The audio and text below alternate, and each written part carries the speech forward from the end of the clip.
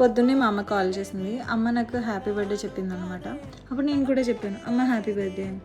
నాకెందుకు చెప్తున్నావు అని అడిగింది మా అమ్మ. నేను ఇదే రోజు నీకు కూతురు కింద పుట్టాను కదమ్మా, నువ్వు నాకేమో తల్లి కింద పుట్టావు కదా మరి అని అడిగాను. మా అమ్మ కాసేపు మాట్లాడలేదు.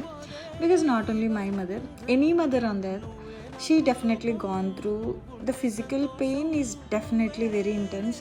అండ్ ద ఎమోషనల్ టోల్ ఇదైతే ఎవరు మాట్లాడరు. ఎమోషనల్ టోల్ గురించి అసలు నో వన్, ఆ టైంలో మనకున్న ఎమోషనల్ పెయిన్ కానీ పోస్ట్ పార్టమ్ కానీ no one really speaks about. కానీ it is definitely the most painful human experience అని అయితే అందరికీ తెలుసు. అండ్ నేను చిన్నప్పటి నుంచి కూడా నా బర్త్డేస్ నేను పెద్ద గ్రాండ్గా చేసుకున్నది ఏం లేదు, లిటిల్గా ఓన్లీ ఫ్యామిలీతో. అలాగే ఇప్పుడు కూడా నాకు అంత ఇంట్రెస్ట్గా లేదు, ఎందుకంటే చిన్నప్పటి నుంచి పెద్ద ప్రాక్టీస్ లేదు కాబట్టి. కానీ ఇప్పుడు నా కూతురు ఎంజాయ్ చేస్తుంది, సో నాకు జరుపుకోవాలనిపిస్తుంది తన హ్యాపీనెస్ చూడడానికి.